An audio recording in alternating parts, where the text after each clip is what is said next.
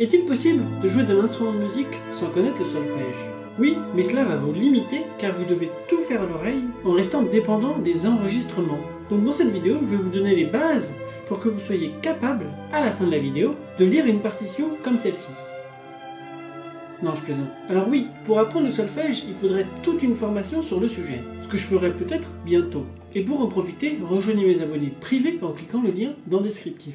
Mais aujourd'hui, je vais vous donner les bases, un petit avant-goût de ce qui vous attend par la suite. On commence donc par le rythme.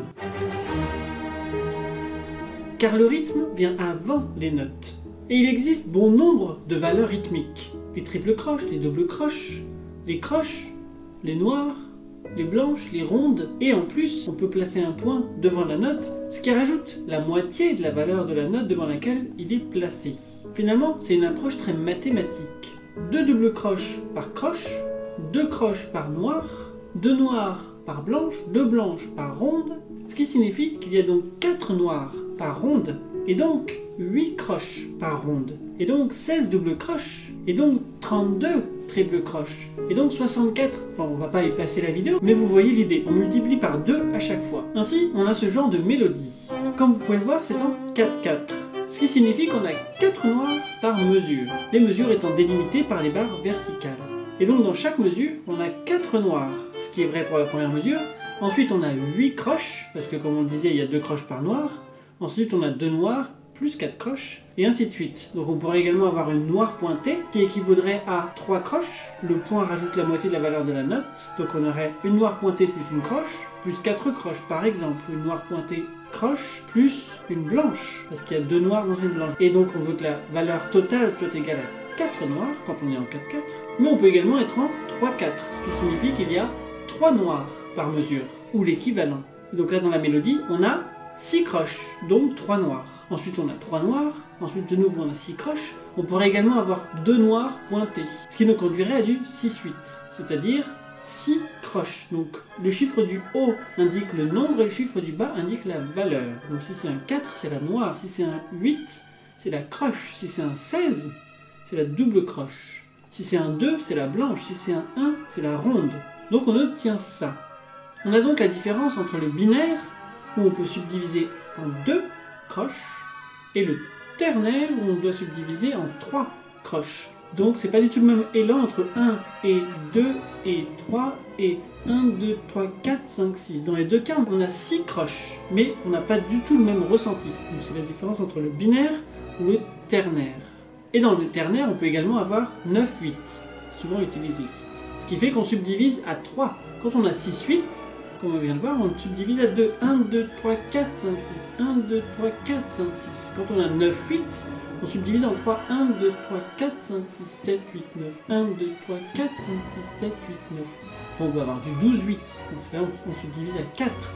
Donc finalement, dans le ternaire, on compte à la noire pointée, alors que dans le binaire, on compte à la noire. Après, on subdivise souvent à la croche dans les deux cas. C'est là qu'on se rend compte qu'avec 6 croches, des deux côtés, on va avoir quelque chose de très différent. C'est pour ça que les compositeurs, selon ce qu'ils ont envie comme émotion, comme style, ils vont plutôt aller vers du binaire ou du ternaire. Évidemment, tout ça c'est interchangeable. Des fois, on a une partition qui est en 3-4, qui passe en 6-8 pour quelques mesures, avant de revenir en 3-4. Et tout cela nous conduit à la deuxième partie, la lecture des notes. Il existe 7 notes dans la gamme. Do, Ré, Mi, Fa, Sol, La, Si. Et il existe 3 altérations.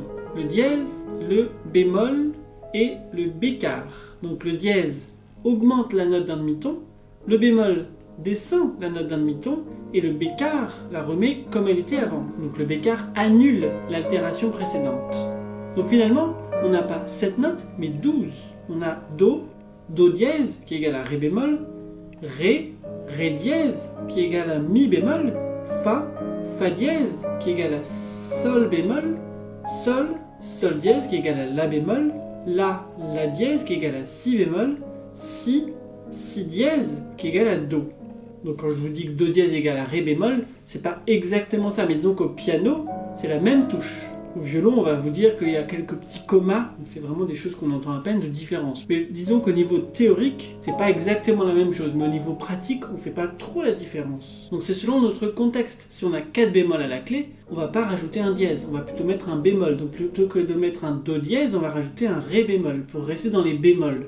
parce que c'est un peu bizarre d'avoir plein de bémols et d'un coup un dièse. Donc le compositeur va plutôt privilégier le bémol. Maintenant, si on a 5 dièses à la clé, il va pas mettre un do bémol, il va plutôt mettre un si dièse. Ce sera finalement la même note, mais visuellement, c'est moins surprenant.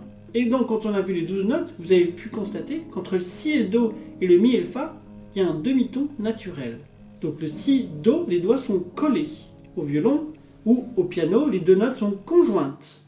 Alors que si on veut un ton, un espace, ce sera si, do dièse ou si bémol, do bécard. Donc si on a un si do, naturellement il y aura un demi-ton. Ou si on a un mi fa. Donc si on veut un ton et non plus un demi-ton, on va faire un mi bémol fa ou un mi fa dièse. Donc ce qui nous donne les 12 notes. Mais comment obtenir autant de mélodies variées avec seulement 12 notes? Eh bien grâce aux octaves, parce qu'on n'a pas seulement un seul sol. 1, 2, 3, 4, 5. Pour le La, on en a...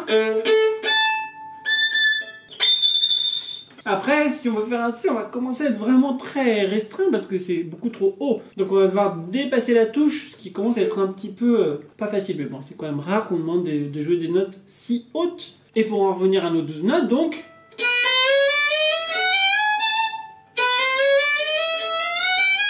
Alors, 1, 2, 3, 4, 5, 6, 7, 8, 9, 10, 11, 12...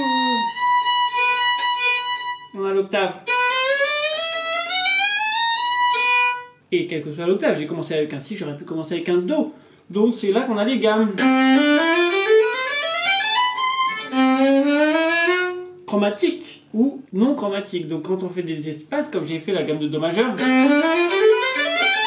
ça c'est une gamme de Do majeur. Après si on fait chromatisme, il n'y a plus de tonalité puisqu'on a tous les demi-tons.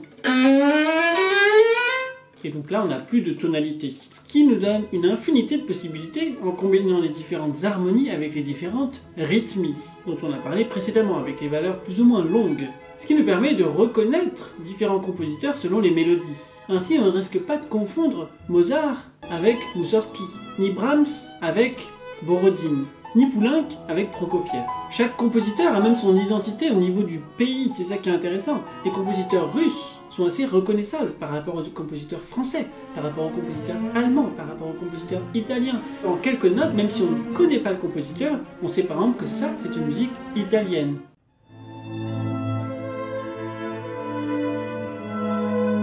Ou ça, on peut être certain que ça va être de la musique allemande.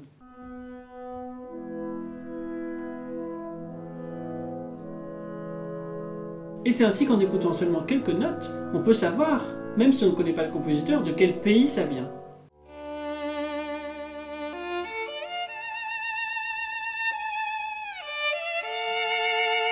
Ça vient probablement du sud-ouest de la... Non, je plaisante. Ça montre l'identité de la nationalité du compositeur, et à quel point il est influencé, et surtout à quel point il peut exprimer ses sentiments dans sa musique. C'est pour ça qu'on sait, en écoutant du Tchaïkovski, que ça sonne russe.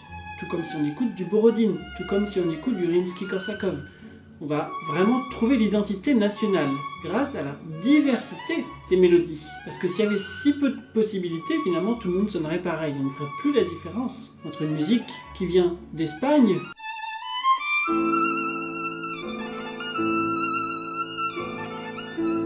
ou une musique qui vient de Pologne. Donc ne vous inquiétez pas, on n'est pas prêt d'épuiser toutes les possibilités. Et si vous êtes vous-même violoniste, j'ai un petit cadeau pour vous que je vous mets dans le descriptif.